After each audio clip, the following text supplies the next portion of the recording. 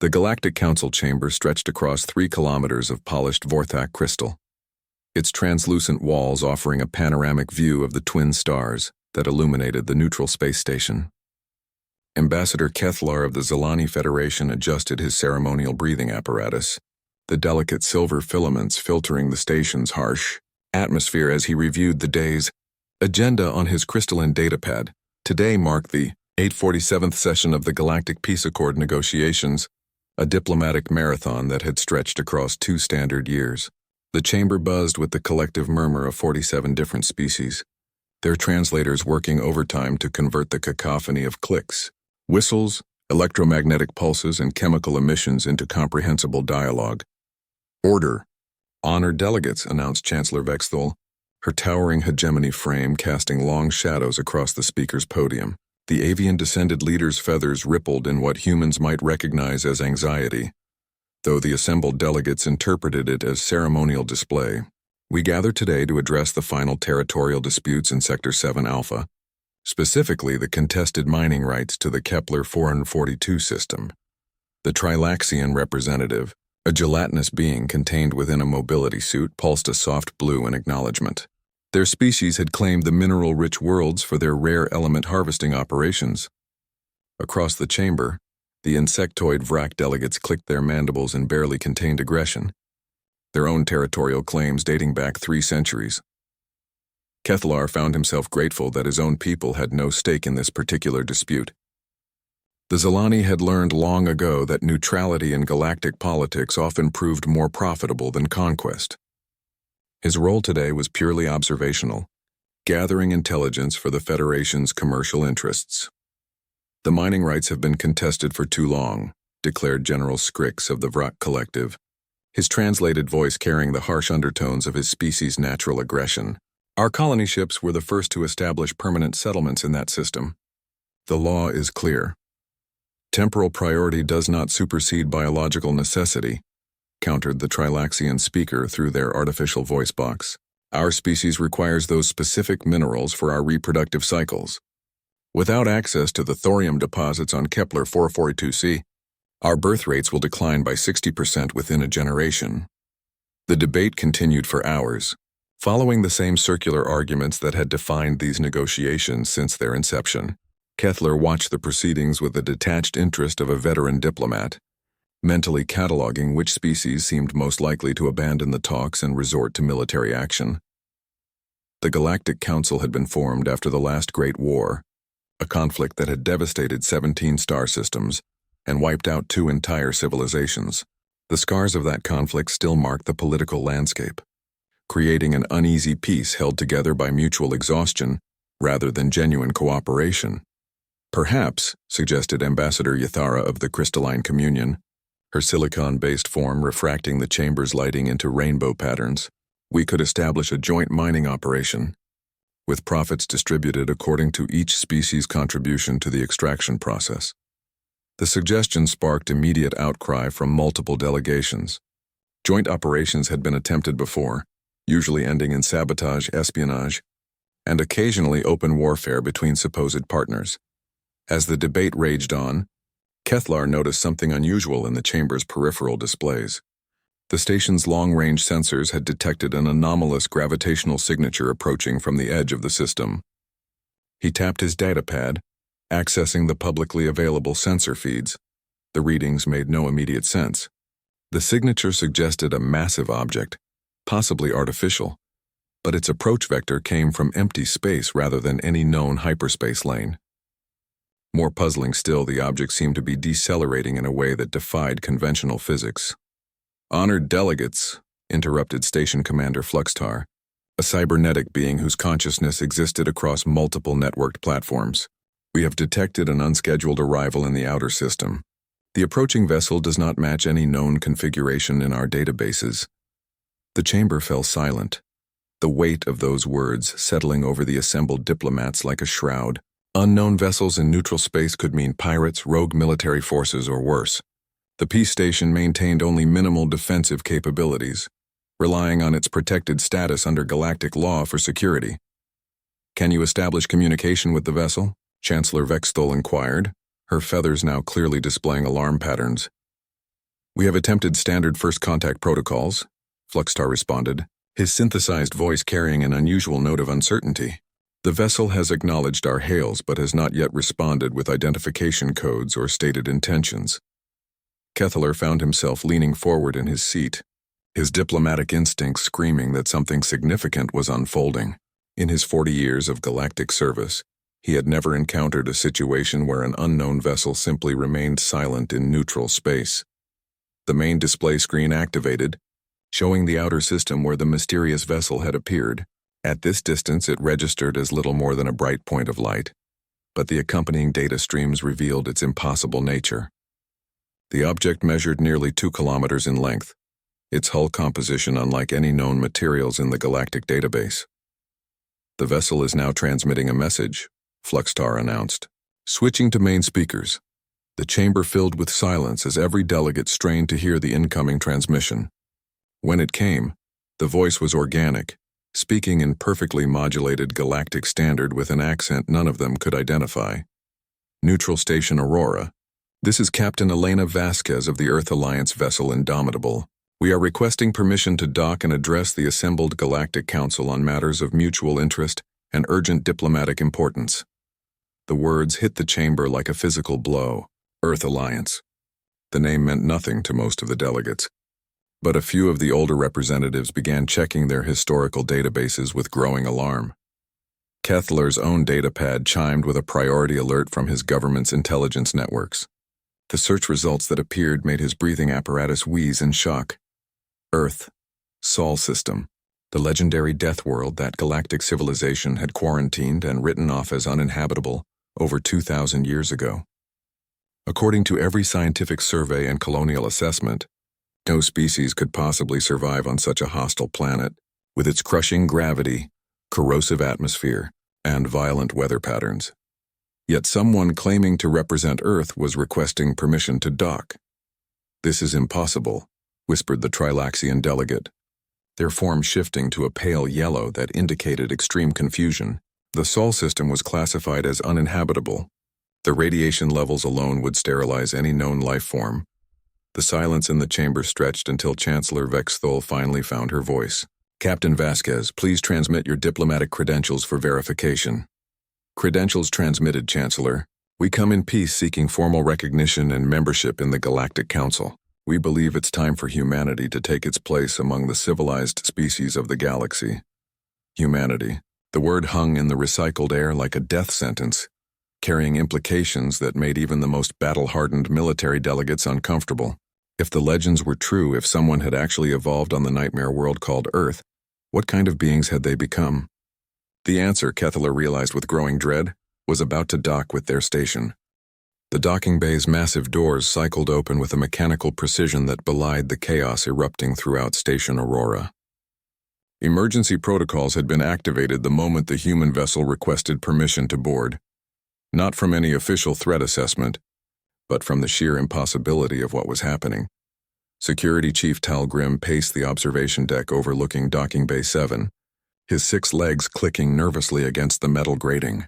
The mantoid warrior had served on Aurora for 8 years, dealing with everything from diplomatic incidents to attempted assassinations, but nothing in his training had prepared him for first contact with a species that supposedly couldn't exist. Through the reinforced transparasteel windows, he watched the human vessel maneuver with an elegance that defied its massive size. The ship's design was unlike anything in the galactic databases, featuring smooth curves and organic lines that seemed almost alive. Its hull appeared to be some kind of adaptive material, shifting color and texture as it adjusted to the docking bay's artificial gravity. "Sir," called out Lieutenant Zexri from the security station, her Aquarian gills fluttering with anxiety. "The vessel's power signature is off the charts. Whatever they're using for propulsion, it's generating energy levels that should theoretically tear the ship apart." Talgrim's compound eyes focused on the readouts scrolling across the displays. The numbers made no sense. The human ship was somehow containing and channeling forces that would liquefy most known materials. Yet its hull showed no signs of stress or damage. Down in the diplomatic preparation chamber, Ambassador Kethler found himself part of an unprecedented gathering. Every major species representative had abandoned their previous disputes to focus on this new development. The chamber buzzed with nervous energy as translators worked overtime to convey the growing anxiety among the delegates. "We need to understand what we're dealing with," declared General Scrix, his mandibles clicking rapidly in a display of barely controlled aggression. "If these humans have somehow survived on a death world, they could pose a significant military threat. Or they could be the greatest scientific discovery in galactic history," countered Dr. Plixenta of the Scientific Collective, her crystalline form pulsing with excited bioluminescence. "The biological adaptations required to survive. Earth's conditions could revolutionize our understanding of evolutionary biology." Chancellor Vexthel's feathers had settled into a pattern that indicated deep concentration. "The question remains, how do we proceed? Our protocols for first contact assume we're dealing with a recently spacefaring species from a habitable world. This situation has no precedent." Ambassador Yathara's silicon form chimed softly as she accessed the Communion's collective memory banks. "Our historical records contain references to early survey missions to the Sol system. The initial reports described a world so hostile that even our most advanced environmental suits could not function for extended periods. The gravity alone would crush most of our species. The implications hung heavy in the recycled air. If humans had evolved to survive such conditions, what did that mean for their physical capabilities?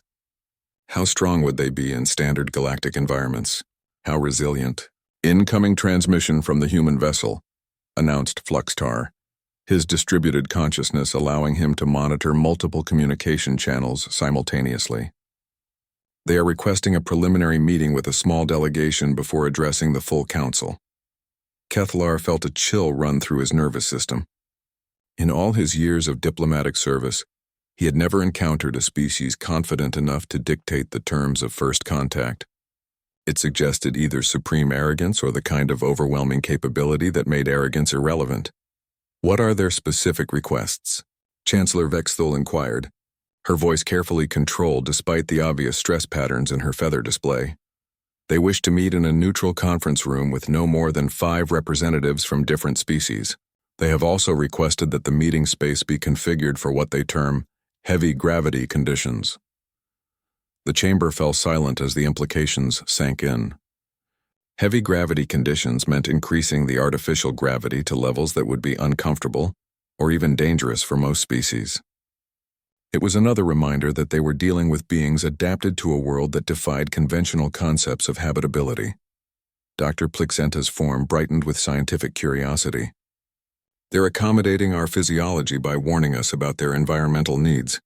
This suggests a sophisticated understanding of interspecies biology, or they're demonstrating their physical superiority," growled General Scrix, "by requiring conditions that will put us at a disadvantage. They establish dominance before negotiations even begin." In Docking Bay 7, the human ship had completed its docking procedures with mechanical precision. The vessel extended a boarding tube that interfaced perfectly with the station's systems, as if they had been designed specifically for galactic standard equipment. The technical implications were staggering. Security Chief Talgrim watched his scanners as the boarding tube pressurized. "Lieutenant, are you detecting any biological signatures from the vessel?" Zexri's gills fluttered more rapidly as she studied her displays. "Sir, the scans are inconclusive. There's some kind of interference coming from their hull material. We can detect life signs, but we can't determine the number or exact nature of the beings aboard." "Keep monitoring," Talgrim ordered, though he suspected their scanners were being deliberately blocked. The technological sophistication required for such interference suggested the humans possessed capabilities far beyond what the galactic community had achieved. Back in the diplomatic chamber, the debate over how to proceed had reached a crescendo. Some delegates argued for immediate military preparation, while others insisted on treating this as a standard first contact scenario. The truth was that none of them knew how to handle a situation this unprecedented. "We need volunteers for the preliminary meeting," Chancellor Vexthul announced, her voice cutting through the argument. "I will go, obviously, as the current council leader. We need representatives from at least 4 other major species groups." Kethler found himself volunteering before he could fully consider the implications. His neutrality made him an obvious choice, and his extensive diplomatic experience could prove valuable in navigating what promised to be the most complex first contact in galactic history. Dr. Plixenta immediately added her name to the volunteer list. her scientific curiosity overriding any concerns about personal safety. General Scrix volunteered as well, though whether from duty or anticipation of conflict remained unclear. The fifth volunteer surprised everyone. Ambassador Mortex of the Ethereal Collective rarely participated in physical meetings, preferring to communicate through energy patterns and quantum fluctuations. Their presence would add a perspective literally beyond the normal range of biological experience. The meeting will take place in Conference Room Alpha 7, Fluxtar announced. Environmental controls are being adjusted to accommodate heavy gravity conditions. Medical teams are standing by. As the volunteer delegation prepared to leave, Kethlar accessed his personal communication device to send a priority message to the Zilani Federation. Whatever happened in the next few hours could reshape the entire galactic political landscape. His superiors needed to know that the impossible had become reality. The corridor leading to Conference Room Alpha 7 felt longer than usual as the 5 delegates made their way through the station. The artificial gravity had already been increased to what the humans had requested, and Kethlar could feel the strain on his respiratory system. If this was merely uncomfortable for the galactic delegates, what did it represent as a normal environment for the humans? Outside Conference Room Alpha 7, they paused to make final preparations. Each delegate wore emergency medical monitors and carried communication devices that would allow them to call for assistance if needed. The precautions felt both necessary and inadequate given the unknowns they were about to face. Whatever happens in there, Chancellor Vexthul said quietly, remember that we represent the entire galactic community. Our actions today will be studied by historians for generations. As the conference room doors opened, revealing the increased gravity field and adjusted atmospheric conditions, Kethlar couldn't shake the feeling that they were about to discover just how small their corner of the galaxy really was. The conference room's atmosphere processors hummed with unusual intensity as they adjusted to accommodate the requested environmental conditions. Ambassador Kethlar felt the increased gravity settling into his bones like a heavy blanket, making every movement require deliberate effort. Around the polished table, his fellow delegates struggled with varying degrees of discomfort. Dr. Plixenta's crystalline form had dimmed slightly, her internal light patterns indicating the strain of maintaining structural integrity under the heavier gravity. General Scrix's chitinous exoskeleton creaked audibly as he shifted in his specialized chair, while Chancellor Vexithul's feathers had flattened against her body in an unconscious defensive posture. Only Ambassador Mortex seemed unaffected, their energy-based existence allowing them to simply adjust their quantum field density to compensate for the gravitational changes. Their presence manifested as a gentle aurora of shifting colors that danced above their designated seat. The conference room's main entrance chimed with an incoming arrival signal. Through the reinforced viewing portal, they could see the boarding tube extending from the human vessel, its interior illuminated by a soft, warm light that seemed almost organic in nature. "They're coming," whispered Dr. Plixenta, her scientific instruments recording everything from atmospheric composition to gravitational field fluctuations. "The biological readings are extraordinary. Their life signs are so robust they're practically overwhelming our sensors." The first thing that struck them was the sound. Human footsteps in the corridor carried a weight and rhythm that none of them had ever experienced. Each step seemed to carry the authority of beings who had learned to move efficiently under crushing gravitational forces. When the doors opened, Captain Elena Vasquez entered with a fluid grace that defied the room's heavy gravity. She stood roughly 2 meters tall, with a compact, muscular build that spoke of strength developed through necessity rather than choice. Her skin bore a golden tan that suggested exposure to harsh solar radiation, while her dark hair was bound back in a practical style that emphasized alert, intelligent eyes. Behind her came 2 additional humans. Commander James Chen, according to the introductory data they had transmitted, possessed the lean build of someone accustomed to technical precision work, though his movements carried the same underlying power as his captain. Dr. Sarah Mitchell, their xenobiologist, displayed the careful observation, skills of a scientist while maintaining the confident bearing of someone comfortable in potentially dangerous situations. What struck the galactic delegates most profoundly was how natural the humans appeared in the enhanced gravity. They moved as if the crushing force that strained every other being in the room was simply background noise, irrelevant to their daily existence. "Honored delegates," Captain Vasquez said, her voice carrying easily through the room despite the dense atmosphere. "Thank you for agreeing to meet with us under these conditions. We understand they may be uncomfortable for your species." Chancellor Vexthul struggled to maintain her diplomatic composure while fighting against the gravitational strain. "Captain Vasquez, welcome to Station Aurora. I must confess your arrival has created considerable interest throughout the galactic community." Dr. Mitchell stepped forward slightly, her movements economical and purposeful. "We appreciate your willingness to meet with us despite what we understand has been considerable surprise regarding our existence." General Scrix's mandibles clicked rapidly as he processed the implications of their casual strength. "Your species evolved on Earth. Our scientific surveys concluded that world was uninhabitable by any known form of life." Commander Chen's expression suggested gentle amusement. "Your surveys were correct from your perspective. Earth is indeed hostile to most galactic life forms. It shaped us into something different." Dr. Plixenta's form pulsed with scientific excitement despite her physical discomfort. "The evolutionary adaptations required must have been extraordinary. The bone density alone needed to support your skeletal structure under Earth's gravity would make you incredibly resilient. Among other things," Captain Vasquez acknowledged, "but we're not here to discuss our physiology. We're here because we believe it's time for humanity to join the galactic community as equal partners." The word equal carried implications that made each delegate consider their position carefully. In standard galactic gravity, these humans would possess physical capabilities that bordered on the superhuman.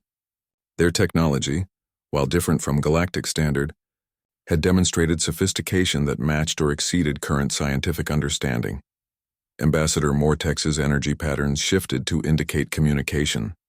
"What do humans seek from membership in the Galactic Council? Your technological capabilities suggest you have little need for our resources or knowledge." Dr. Mitchell answered with scientific precision. "Cultural exchange, primarily. We've spent the last several centuries developing in isolation. While we've achieved significant technological advancement, we recognize that interaction with diverse species offers benefits that cannot be replicated through isolated development." "And what would humanity offer in return?" Chancellor Vexthul asked, though she suspected she already knew part of the answer. Commander Chen's response was carefully diplomatic. "We have capabilities that might prove useful in various galactic challenges. Our experience with hostile environments has given us unique perspectives on survival, adaptation, and resource utilization." The understated nature of their claims somehow made them more impressive. Kethler's diplomatic experience told him that species confident in their abilities rarely felt the need to boast or intimidate. The humans were stating facts with the casual certainty of beings who had tested their limits against a world that would kill most other species.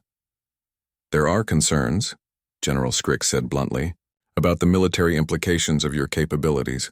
A species that evolved under such extreme conditions would possess significant advantages in any potential conflict."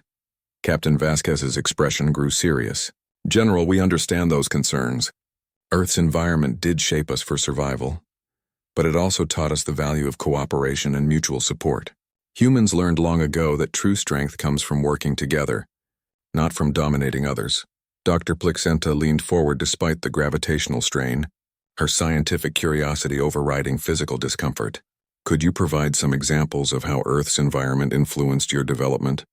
"For scientific understanding, of course." Dr. Mitchell exchanged a quick glance with her companions before responding. "Earth's gravity is approximately 2.3 times galactic standard. Our atmospheric pressure at sea level is roughly equivalent to what most species would experience in a deep ocean environment. Solar radiation levels require significant biological adaptation to prevent cellular damage." The numbers hit the conference room like physical blows. Each delegate processed the implications through their own species' understanding of environmental limits. What the humans described casually would be immediately lethal to most galactic life forms. "Additionally," Dr. Mitchell continued, "Earth's weather systems include phenomena that would be classified as natural disasters on most habitable worlds. We consider them normal environmental variations." Chancellor Vexthul's feathers had now completely flattened against her body, a biological response to extreme stress that she couldn't consciously control. "How did your species achieve space travel under such conditions?" Commander Chen's answer demonstrated the casual competence that was becoming their trademark. When you're accustomed to building technology that can survive Earth's environment, creating vessels capable of interstellar travel becomes primarily a matter of scaling up existing solutions. The meeting continued for another hour, covering topics from trade possibilities to cultural exchange protocols. Throughout the discussion, the humans remained consistently diplomatic while making it clear that their capabilities extended far beyond what they were revealing. As the session concluded, Kethler realized that the galactic community was facing a fundamental shift in its understanding of what was possible. The humans represented not just another species seeking membership, but living proof that the universe contained possibilities they had never imagined. Walking back through the station corridors felt like moving through water after the enhanced gravity of the conference room. Each delegate carried with them the knowledge that the galaxy had just become a much more interesting and potentially dangerous place. The emergency session of the Galactic Council convened 3 hours after the preliminary meeting concluded. Though the word emergency felt inadequate to describe the existential questions now facing galactic civilization, the Great Chamber buzzed with nervous energy as delegates from 47 species struggled to process the implications of humanity's arrival. Ambassador Kethler watched the proceedings from his assigned seat, noting how the usual political alliances and rivalries had temporarily dissolved in the face of this unprecedented situation. Species that had been ready to go to war over mining rights just hours before now found themselves unified by a shared sense of cosmic insignificance. The preliminary report from our advanced delegation raises serious questions about our understanding of habitability parameters, announced Chancellor Vextel, her feathers still displaying stress patterns from her encounter with the humans. We must consider how this new information affects our existing territorial agreements and resource allocation policies. The Trilaxian representative pulsed a deep orange color, indicating profound confusion. If a species can evolve under such extreme conditions, what does this mean for our expansion plans? How many worlds have we classified as uninhabitable that might actually support life? Dr. Quilxara of the Botanical Confederation rustled her photosynthetic fronds in agreement. Our entire understanding of ecological limits may require fundamental revision. The energy expenditure alone required to maintain biological functions under such gravitational stress should make complex life impossible. General Vorthiak of the Military Assessment Board, a massive crystalline being whose species served as neutral arbiters in military disputes, chimed with harmonic overtones that translated as deep concern. The strategic implications cannot be ignored. If these humans possess the physical capabilities that their evolutionary environment suggests, they represent a potential military force unlike anything in our current tactical databases. The debate that followed revealed the deep anxieties now permeating the galactic community. For thousands of years, the various species had understood their relative capabilities and limitations. Trade agreements, territorial boundaries, and military balances had all been established based on known parameters. Humanity's arrival threatened to upset every calculation. Ambassador Mortex's energy patterns shifted to indicate a desire to speak. Perhaps we should consider what the humans themselves have stated about their intentions. They seek cultural exchange and peaceful integration, not domination or conquest. Species often claim peaceful intentions when they possess overwhelming advantages, countered General Scrix, his mandibles clicking rapidly. Their very existence represents a threat to the current balance of power, regardless of their stated goals. High Admiral Zethral of the Void Patrol, the military force responsible for maintaining peace in contested systems, projected holographic tactical assessments above the central display. We have conducted preliminary analyses of the human vessel's capabilities. Their technology is not simply advanced. It operates on principles we don't fully understand.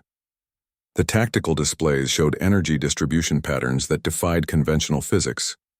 The human ship's power core generated force levels that should have torn the vessel apart, yet somehow channeled that energy through systems that remained stable under impossible stress. Their hull material appears to be adaptive, High Admiral Zethral continued. It responds to changing conditions in real time, adjusting its molecular structure to maintain optimal performance. Our best estimates suggest it could resist weapons fire that would penetrate our most advanced defensive systems. Dr. Plixenta struggled to her feet, her crystalline form still showing stress fractures from the enhanced gravity meeting. From a scientific perspective, we are witnessing the results of evolutionary pressures that exceed anything in our databases. The humans represent a form of biological engineering that could revolutionize our understanding of what life can achieve. The implications rippled through the chamber as delegates considered their species' own limitations. The Aquarians required specific water conditions for survival. The Mantoids needed precise atmospheric pressure ranges. The crystalline beings demanded particular radiation frequencies for their energy metabolism. Each species had evolved within narrow environmental parameters that defined their capabilities. Humanity, apparently, had evolved within parameters that would kill most other known life forms. "We need to understand their full capabilities," declared Chancellor Vexthul. "I propose we request a demonstration of their technological systems and a complete briefing on their civilization's development." The suggestion sparked immediate debate. Some delegates argued that requesting such information could be seen as hostile intelligence gathering, while others maintained that the galactic community had a right to understand what they were dealing with. During the heated discussion, Station Commander Fluxtar's distributed consciousness detected an incoming priority transmission. His synthetic voice cut through the argument with mechanical precision. "Honored delegates, we are receiving multiple hyperspace signatures approaching the system. The readings suggest a fleet formation." The chamber fell silent as the implications sank in. The human ship they had been analyzing was not alone. "How many vessels?" High Admiral Zethral demanded, her tactical instincts immediately engaging. 17 confirmed signatures," Fluxtar replied. "Various size classifications, ranging from what appear to be escort vessels to formations that register as heavy cruiser equivalents." The main display screens activated, showing the outer system where energy signatures were materializing from hyperspace. One by one, human vessels dropped out of faster-than-light travel and assumed formation around their advanced ship. Each new arrival sent sensor readings across the displays that reinforced the impossible nature of their technology. "They're positioning themselves in a standard diplomatic escort formation," observed High Admiral Zethral, though her voice carried notes of concern. "This appears to be a show of force rather than preparation for immediate combat." Ambassador Kethalar found himself studying the formation patterns with growing appreciation for human tactical thinking. The positioning was simultaneously defensive and non-threatening, protecting the station while making it clear that the humans possessed significant military capabilities. "Captain Vasquez is requesting permission to address the full council," Fluxtar announced. She states that the arrival of their escort fleet was planned to demonstrate humanity's commitment to peaceful relations while ensuring their diplomatic missions' security. The irony was not lost on the assembled delegates. The humans had brought enough firepower to potentially overwhelm the combined defense forces of several major species, yet presented it as a gesture of goodwill and protection. Chancellor Vexthul's feathers displayed rapid calculation patterns as she considered their options. "Grant permission for Captain Vasquez to address the council. Full security protocols remain in effect." As the Great Chamber prepared for humanity's formal introduction to galactic civilization, delegates across the spectrum began accessing their emergency communication networks. Military commanders received alerts to increase readiness levels, while diplomatic corps throughout known space prepared for what could become the most significant political realignment in galactic history. The humans had announced their arrival with overwhelming technological capability wrapped in diplomatic courtesy. Whether this represented an opportunity for unprecedented advancement or the beginning of a new age of uncertainty remained to be determined. What was certain was that the galaxy would never be the same. In the docking bay, security teams monitored the additional human vessels while trying to understand technology that operated beyond their comprehension. Each ship represented capabilities that challenged the fundamental assumptions upon which galactic civilization had been built. The age of human isolation had ended. The age of humanity's integration into galactic society was about to begin, whether the galaxy was ready for it or not. Captain Elena Vasquez stood before the assembled Galactic Council with the same composed confidence she had displayed during the preliminary meeting. The vast chamber's environmental systems had been adjusted to accommodate her species' needs, creating a zone of increased gravity around the speaker's podium that rippled outward in gradually decreasing intensity. The sight of 47 different species struggling with varying degrees of discomfort, while the human captain moved with casual grace, served as a stark reminder of the fundamental differences they were confronting. Each delegate present understood that they were witnessing a moment that would reshape galactic politics for generations to come. Honored members of the Galactic Council, Captain Vasquez began, her voice carrying clearly through the chamber's translation systems. I stand before you today not as a conqueror or a threat, but as a representative of humanity seeking its rightful place among the civilized species of the galaxy. Chancellor Vexthul's feathers remained tightly compressed against her body as she responded. Captain, your arrival has certainly captured our attention. However, many delegates have expressed concerns about your species' capabilities and intentions.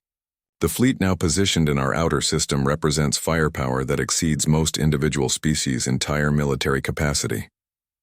Dr. Mitchell stepped forward slightly, her scientific precision evident in every movement. Chancellor, we understand your concerns. The escort fleet serves two purposes: protecting our diplomatic mission and demonstrating that humanity is prepared to contribute meaningfully to galactic security. The implications of her words sent ripples of unease through the chamber.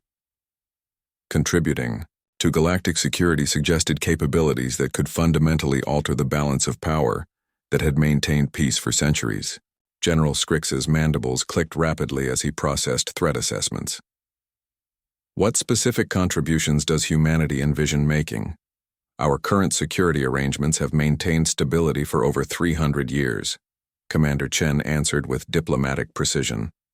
General, we've observed that galactic civilization faces certain challenges that our unique capabilities might help address. Hostile environmental exploration, resource extraction from extreme locations, and peacekeeping in contested regions where standard environmental suits cannot function effectively.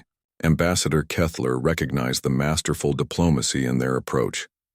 Rather than demanding integration through demonstrations of superior force, the humans were positioning themselves as problem solvers, offering solutions to challenges the galactic community couldn't address with existing resources. The void storms in the Helix Nebula have prevented exploration of mineral-rich systems for decades, acknowledged High Admiral Zethral. The radiation levels and gravitational anomalies make it impossible for our survey teams to operate effectively.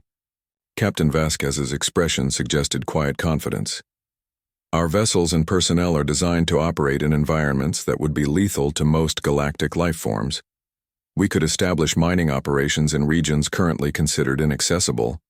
The offer sparked immediate interest among the resource-dependent species, while simultaneously raising concerns among those who saw it as a potential monopolization of valuable territories. Dr. Plixenta struggled to her feet, her crystalline form still showing stress patterns from the environmental conditions. Captain, could you provide more specific information about your technological capabilities? From a scientific perspective, your achievements appear to violate several established principles of engineering and biology. Dr. Mitchell stepped forward, with the enthusiasm of a researcher discussing her favorite subject. Dr. Plixenta, our technology evolved from necessity rather than theoretical advancement. When you must build equipment that can function under crushing gravity, in corrosive atmospheres, and under intense radiation, you develop material science that exceeds conventional limitations. She gestured, and the chamber's display systems activated to show technical specifications that left most delegates struggling to understand the implications. The humans were sharing information that represented centuries of technological development, offered freely as a gesture of good faith. Our hull materials are based on adaptive carbon lattices that respond to environmental stress by redistributing molecular bonds, Dr. Mitchell continued. The power systems utilize controlled fusion reactions that most species would consider too dangerous to attempt, but which Earth's environment taught us to manage safely. The technical presentation continued for nearly an hour, revealing capabilities that redefined what the galactic community had thought possible. Energy weapons that could function in extreme environments, shield systems that adapted to changing threat parameters, and propulsion technology that operated on principles several species were still developing theoretically. Ambassador Mortex's energy patterns shifted to indicate profound consideration. These capabilities suggest that humanity has developed along technological paths that diverged significantly from galactic standard practices. What prevented your species from making contact earlier? Captain Vasquez's expression grew more serious. Ambassador, we've been aware of galactic civilization for approximately 2 centuries. We chose to remain isolated while we developed the capability to interact as equals, rather than supplicants. The admission sent shockwaves through the chamber. 2 centuries of observation meant the humans had been watching galactic politics, studying their languages and technologies, learning their strengths and weaknesses, while remaining completely undetected. What did you observe during this period? Chancellor Vexthul asked, though she appeared uncertain whether she wanted to hear the answer. Commander Chen answered with diplomatic tact. Chancellor, we observed a complex political structure that had achieved impressive stability through careful balance of power. We also noted certain limitations in addressing challenges posed by extreme environments or hostile territories. General Vorthak's crystalline form resonated with harmonic concern. You studied our military capabilities and defensive strategies. This could be interpreted as preparation for conquest. General, Captain Vasquez replied with patient firmness. If conquest had been our goal, we would not be requesting membership in your council. We could have simply taken what we wanted. The blunt statement hung in the chamber's recycled atmosphere like a physical presence. Every delegate understood the implications, but hearing it stated so plainly drove home the fundamental shift in power dynamics that humanity's emergence represented. High Admiral Zethral accessed her tactical systems, running calculations that confirmed what everyone already knew. Our defensive capabilities are designed to counter known weapon systems and energy signatures. Against technology we don't understand, operating on principles we haven't encountered. She didn't need to finish the sentence. The humans possessed technological superiority that could overwhelm galactic defenses, yet they had chosen to announce their presence through diplomacy rather than demonstration of force. What guarantees can you offer that humanity will respect existing territorial boundaries and political agreements? Demanded Ambassador Kesethul of the Border Worlds Coalition, his species having suffered through several territorial disputes in recent decades. Dr. Mitchell accessed a portable data device and transmitted information to the chamber's central display. Ambassador, we propose the establishment of joint monitoring stations and cultural exchange programs that would provide transparency regarding our activities and intentions. The proposal was simultaneously generous and terrifying. Joint monitoring would give galactic species insight into human capabilities, while providing humans with detailed knowledge of galactic infrastructure and defensive systems. As the formal presentation concluded, delegates throughout the chamber found themselves facing a choice that would define the future of galactic civilization. They could accept humanity's offer of partnership, potentially gaining access to technologies and capabilities that could solve long-standing challenges while risking subordination to a species with overwhelming advantages. Alternatively, they could reject human membership, potentially forcing a confrontation with beings who had spent centuries studying their weaknesses while developing in secret. Neither option offered the comfort of maintaining the status quo that had defined galactic politics for generations. The age of humanity had begun, and there would be no going back. The emergency recess had lasted 6 hours, during which delegates had frantically communicated with their home governments, military commands, and trade councils. The great chamber buzzed with nervous energy as representatives returned, each carrying the weight of decisions that would echo across the galaxy for generations. Ambassador Kethlar observed the transformed dynamics among his fellow delegates. The tribal divisions between species that had defined galactic politics for centuries had been replaced by a new paradigm. Those who saw opportunity in humanity's emergence versus those who viewed it as an existential threat. Chancellor Vexthul called the session to order, her feathers displaying patterns that indicated she had received direct instructions from the Hegemony High Command. The Council has deliberated on humanity's request for membership. Before we proceed with formal voting, several delegations have requested additional clarification on specific issues. Captain Vasquez and her team had remained aboard their vessel during the recess, but now returned to the chamber with the same calm confidence they had displayed throughout the proceedings. If the delay had caused them any concern, it didn't show in their bearing. General Vorthak's crystalline form resonated with harmonic inquiry. Captain Vasquez, our military assessment boards require clarification on humanity's defensive capabilities. You have demonstrated impressive technology, but we need to understand how your species would respond to potential aggression from hostile forces.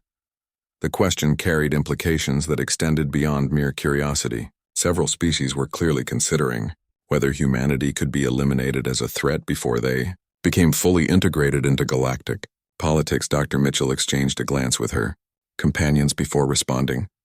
General, Earth's environment taught us that the best defense is often the ability to survive in conditions where attackers cannot function. Our military doctrine emphasizes sustainability and adaptation rather than overwhelming force. However, Commander Chen added with diplomatic precision, we are fully capable of defending ourselves and our allies against any conceivable threat. The casual certainty in his voice sent ripples of unease through the chamber. Most species made such claims through bluster or desperation. When humans made them, backed by technology that operated beyond galactic understanding, they carried the weight of demonstrated capability. Ambassador Kessathul of the Border Worlds Coalition leaned forward in his specialized chair. What specific territorial claims does humanity intend to make? Our existing colonial arrangements are based on careful negotiations that took centuries to establish.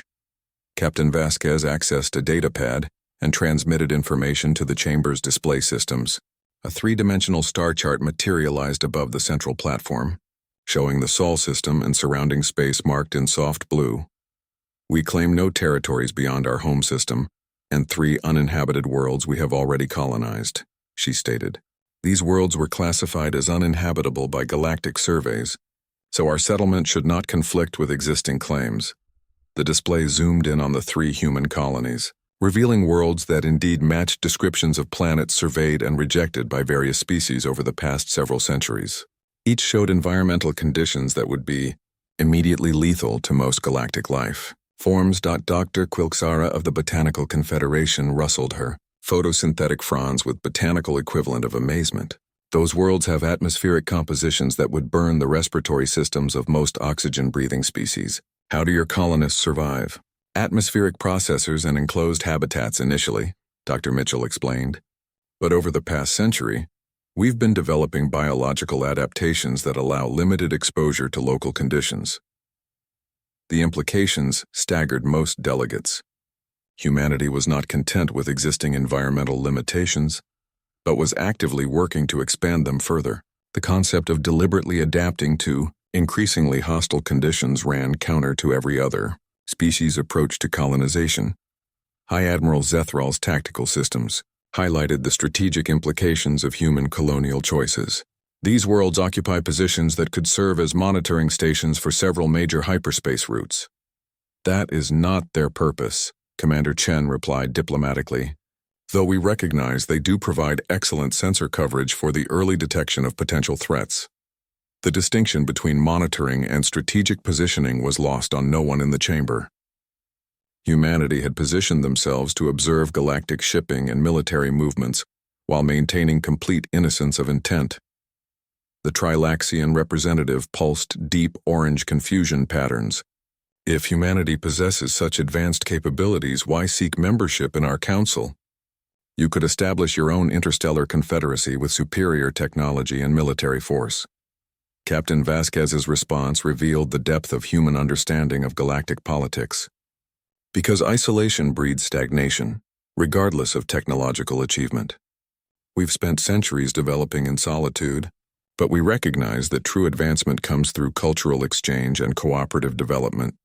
Besides, Dr. Mitchell added with scientific enthusiasm, the biological and technological diversity represented in this chamber offers research opportunities that could benefit all species. Our extreme environment adaptations combined with your species' various specializations could lead to breakthrough developments. Ambassador, Mortex's energy patterns shifted to indicate complex consideration. The proposal for joint research and cultural exchange could indeed prove beneficial, provided appropriate safeguards are established to protect all species' interests. The debate continued for several more hours, covering everything from trade protocols to military cooperation agreements. Throughout the discussion, The humans demonstrated a sophisticated understanding of galactic politics while offering solutions to problems that had frustrated the Council for decades. When Chancellor Vexthal finally called for the formal vote on humanity's council membership, the tension in the chamber was palpable. Each delegate understood that their decision would determine whether the galaxy entered a new age of cooperation or descended into uncertainty and potential conflict. The voting proceeded according to traditional protocols, with each species representative casting their decision through encrypted communication channels. As the results compiled, patterns emerged that reflected the new political alignments humanity's arrival had created. The resource-dependent species voted overwhelmingly for acceptance, recognizing the potential benefits of human expertise in extreme environment operations. The scientifically oriented civilizations also supported membership, attracted by the research possibilities. Military-focused species split their votes, with some seeing opportunity in alliance with technologically superior humans, while others viewed them as an unacceptable threat to existing power structures. The final tally appeared on the central display. 31 votes for acceptance, 16 against. Humanity had achieved the required majority for council membership, but the margin revealed deep divisions that would influence galactic politics for years to come. Captain Vasquez stood as the results were announced, her expression showing appropriate humility, despite representing what might be the most significant moment in galactic history. Honored delegates, humanity accepts membership in the Galactic Council with gratitude and determination to prove worthy of your trust. However, she continued, we recognize that this decision represents the beginning of a process rather than its conclusion. We propose a graduated integration program that allows all species to adapt to the changes our membership will bring. The offer of gradual integration rather than immediate full participation demonstrated the same careful diplomacy that had characterized their entire approach. Humanity was offering to ease the galaxy into their new reality, rather than forcing immediate acceptance of their overwhelming capabilities. As the session concluded, and delegates began filing out of the chamber, Ambassador Kethlar reflected on what he had witnessed. The galaxy had just voted to accept a species that could potentially dominate every aspect of interstellar civilization, yet had chosen instead to seek partnership and cooperation. Whether that choice would prove wise or catastrophic remained to be determined. But as he watched Captain Vasquez speaking quietly with Chancellor Vexthal about implementation timelines and transition protocols, Kethlar found himself cautiously optimistic about the future. The age of human integration had begun. The galaxy would never be the same, but perhaps that wasn't necessarily a bad thing. Time would tell if humanity's promise of partnership would prove genuine, but their approach thus far suggested they understood that true strength came not from domination, but from lifting others up alongside them. The parley had ended. The future had begun.